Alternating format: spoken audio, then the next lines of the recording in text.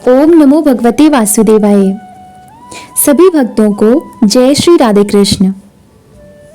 प्राप्त और प्रतीति दोनों में क्या अंतर है? दो वस्तुएं हैं, प्राप्त और प्रतीति। इन दोनों में फर्क है। प्राप्त परमात्मा है और प्रतीति संसार है। जो प्राप्त है वह तो दिखता नहीं और जो प्रतीत हो रहा है वह रहता नहीं। मैं हूं या जो अपनी सत्ता है, अपना होनापन है, यह प्राप्त है। कारण कि जागृत, स्वप्न, सुषुप्ति, समाधि और मूर्छा इन अवस्थाओं में अपनी सत्ता का कभी भी अभाव नहीं होता, परंतु यह सत्ता दिखती नहीं। जो शरीर और संसार दिखाई दे रहे हैं उनकी केवल प्रतीति हो रही है, वास्तव में उनकी सत्ता नहीं है। जो प्राप्त है उसका कभी नाश नहीं होता, वह सबको सदा ही प्राप्त है, परंतु उसकी प्रतीति नहीं होती, अर्थात उसका ज्ञान इदमता से नहीं होता। जैसे आंख से संसार दिखता है, पर आंख को किससे देखें? ऐसे ही जो सबको जानने वाला है, सबका आधार है, सबका प्रकाशक है, उसको किससे देखें?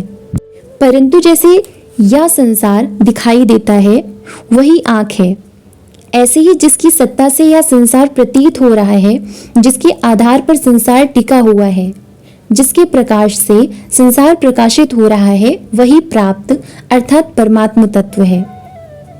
जो प्रतीत होता है वह संसार कभी एक रस रहता ही नहीं, वह प्रतिक्षण बदल रहा है। यह कोई अपरिचित बात नहीं है, सीधी सादी सबके प्रत्यक्ष अनुभव की बात है। यदि संसार रहने वाला होता तो फिर वह बदलता कैसे? परंतु इस बात को जानते हुए भी हम इसे मानते नहीं, प्रत्युत संसार को है मान लेते हैं। जिस है से यह संसार प्रकाशित हो रहा है, जिस है के आधार पर यह दिख रहा है, उसको प्राप्त करने में बड़ी कठिनता मान ली। बड़े आश्चर्य की बात है कि जो नित्य प्राप्त है उसको अप्राप्त मान लिया और जो प्रतिक्षण बदल रहा है उसको प्राप्त मान लिया। परमात्मा की सत्ता से ही यह जड़ माया मूर्ता के कारण सत्य की तरह दिखती है। मूर्ता के कारण यह सत्य भले ही दिखे, पर वास्तव में सत्य है नहीं। इस संसार को देखने वाली इंद्रियां, मन, बुद्धि और देखने वाला संसार, ये दोनों एक ही जाति के हैं। जीवात्मा और संसार मात्र का प्रकाशक परमात्मा, ये दोनों भी एक ही जाति के हैं। जीवात्मा और परमात्मा नित्य प्राप्त है क्योंकि ये नित्य रहते हैं, तथा संसार और शरीर नित्य ही अप्राप्त है क्योंकि ये प्रतिक्षण बदलते हैं। जो प्रतिक्षण बदल रहा है, बह रहा है, वह टिकेगा कैसे? टिक सकता ही नहीं, प्रत्यक्ष बात है। जो बचपन था वह कहाँ गया, पहले जो परिस्थिति थी वह कहाँ गई? वह सबका सब नहीं में ही भर्ती हो रहा है, परंतु जो नहीं में भर्ती होने वाले को जानता है वह नहीं में भर्ती कैसे होगा? वह तो है ही। यदि वह नहीं हो तो फिर नहीं को जानेगा कौन? जो नहीं को जानने वाला है उसकी प्राप्ति के लिए क्या करें? कुछ नहीं करें। कुछ नहीं करने का अर्थ आलस्य, अकर्मण्यता, प्रमाद नहीं है। कुछ नहीं करने का अर्थ है जो है उसमें स्थित हो जाएं। गीता ने कहा है कि जो आत्मा सर्वत्र गया हुआ है, अर्थात जो सर्वत्र परिपूर्ण है, उसमें स्थित होकर के कुछ भी चिंतन ना करें। कारण कि परमात्मा का चिंतन करेंगे तो अपनी स्थिति से नीचे आ जाएंगे। परमात्मा को अपने से अलग मानने पर ही चिंतन होगा, क्योंकि चिंतन में जिसका चिंतन किया जाए वह और चिंतन करने वाला दोनों अलग अलग होते हैं। इसलिए है में स्थित होकर चुप हो जाएं, यह युक्ति बढ़िया है। चुप होने से है में अपनी स्वतः सिद्धि स्थिति का अनुभव हो जाएगा। इस स्वतः सिद्ध स्थिति को गीता ने स्वस्थ पद से कहा है। वास्तव में सभी मनुष्य स्व में ही स्थित रहते हैं, पर भूल से अपनी स्थिति पर अर्थात शरीर में मान लेते हैं।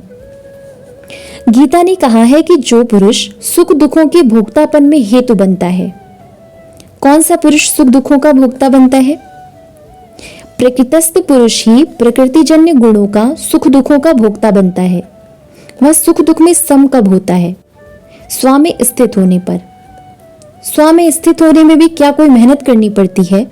स्व में स्थित तो है ही, इसलिए कोई भी चिंतन ना करें। इस अवस्था में जितना ठहर सको उतना ठहर जाओ, कोई स्फुरना पैदा हो तो उसको सत्ता ना दो, वह अपने आप नष्ट हो जाएगी। पैदा होने वाली चीज नष्ट होने वाली होती है। पैदा होने के बाद खास काम नष्ट होना ही है, अतः नष्ट होने वाली चीज का क्या ख्याल करें। आ गई तो आ गई, चली गई तो चली गई, लहर उठ गई फिर शांत हो गई, इसमें राजी और नाराज क्या हूं। आई हुई चीज जाती हुई दिख जाए तो क्या अपराध हो गया, उसको अच्छी और मंदी समझना ही फंसना है। वह आई है तो उसको जाने दो, उसकी उपेक्षा करो, उससे उदासीन रहो। लोग मन को रोकने के लिए बहुत मेहनत करते हैं, पर मन रुकता नहीं। मन को रोकना नहीं है, मन को ना तो रोकना है और ना चलाना है। मन जैसा है वैसा ही छोड़ दो, उसकी उपेक्षा कर दो, उदासीन हो जाओ। फिर संकल्प विकल्प आपसे आप मिट जाएंगे। वे तो अपने आप ही मिट रहे हैं, जानबूझकर उनको मिटाने की आफत क्यों मोल लेते हैं। उनको मिटाने की चेष्टा करना ही उनको सत्ता देना है। भगवान ने अपनी तरफ से कहीं ऐसा नहीं कहा कि मन को वश में करने के लिए अभ्यास करना चाहिए, लेकिन उपराम होने के लिए मन को पकड़ने के विषय में अर्जुन के पूछने पर ही भगवान ने उसको बताया कि अभ्यास और वैराग्य से यह मन पकड़ा जाता है। अर्जुन ने 2 श्लोकों में प्रश्न किया और भगवान ने 2 श्लोकों में ही उत्तर दे दिया। इतना थोड़ा भगवान किसी प्रश्न के उत्तर में बोले ही नहीं। 2 श्लोकों में भी भगवान ने केवल आधे श्लोक में ही उत्तर दिया और आधे श्लोक में अर्जुन की बात का समर्थन किया। फिर भगवान ने बताया कि मन को पकड़ने मात्र से मुक्ति नहीं होती, मन को वश में करना चाहिए। जिसका मन वश में नहीं है, उच्छृंखल है, अर्थात सांसारिक भोगों में जिसकी रुचि है, उसके द्वारा योग प्राप्त करना कठिन है।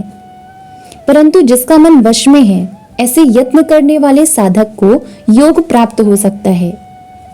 मन को वश में करने का अर्थ यह नहीं कि मन को मैं पकड़ लूं, एकाग्र कर लूं। मन के वश में ना होना ही मन को वश में करना है। इसी तरह भगवान ने इंद्रियों के तथा राग द्वेष के वश में ना होने की बात कही है। वश में ना होने का अर्थ है कि उसके कहने के अनुसार काम ना करें और उसकी दशा देखकर चिंतित ना हो। वह ज्यों बहता है त्यों बहता रहे, स्वयं उससे अलग रहें, तटस्थ रहें। वास्तव में आप उससे तटस्थ ही हो, आप उसके साथ रहते नहीं हो। वह तो बदलता है, पर आप नहीं बदलते हो, आप बिल्कुल उससे अलग हो। इस तरह उसको अपने से अलग जानना है। मन के चंचल होने से आपका क्या बिगड़ गया, आप तो ज्यों के त्यों हो और वह बह रहा है। यह भी एक तमाशा है। मन को ठीक करने में कई वर्ष लग जाते हैं, पर ठीक होता नहीं। ठीक कैसे हो, वह ठीक होने वाला है ही नहीं। आप तो उल्टे उसको बल देते हो, उसको चंचल बनाते हो और कहते हो कि मन को रोकते हैं। संसार को याद करते हो और कहते हो कि भगवान का पूरा भजन ध्यान करते हैं। एकांत में घंटा भर बैठें तो उसमें कितनी देर भगवान याद आए। भगवान को तो याद करना पड़ता है, पर संसार अपने आप से याद आता है।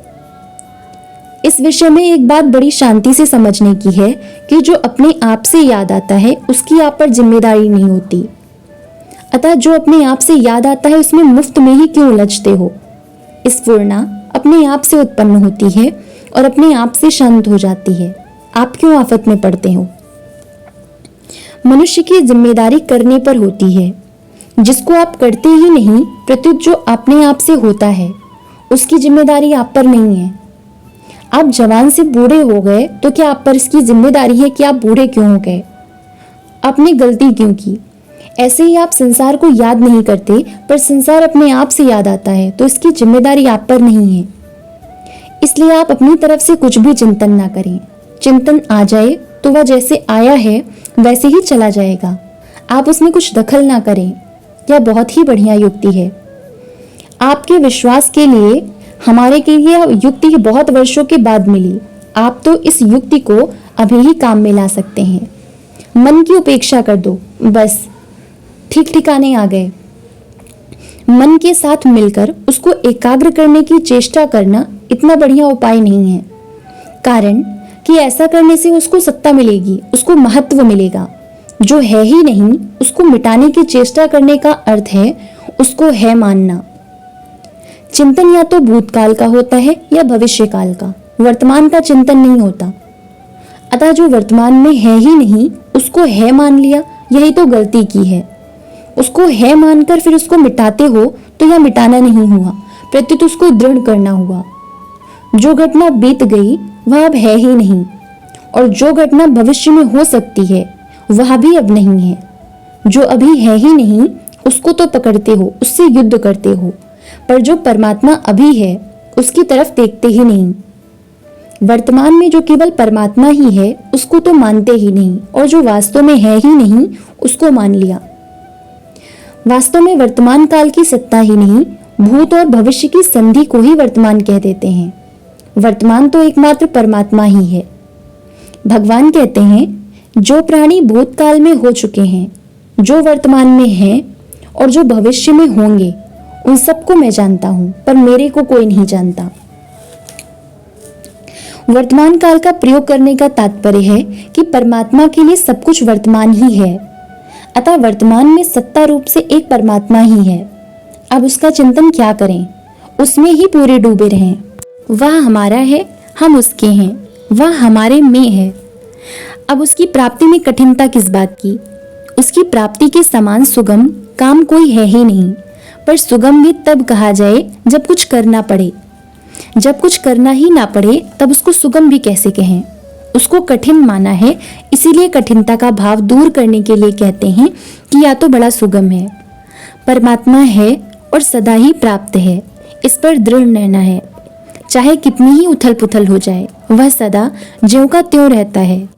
संसार तो निरंतर बहता है, पर वह परमात्मा है रूप से वही रहता है। ओम नमो भगवते वासुदेवाय। जय श्री राधे कृष्ण।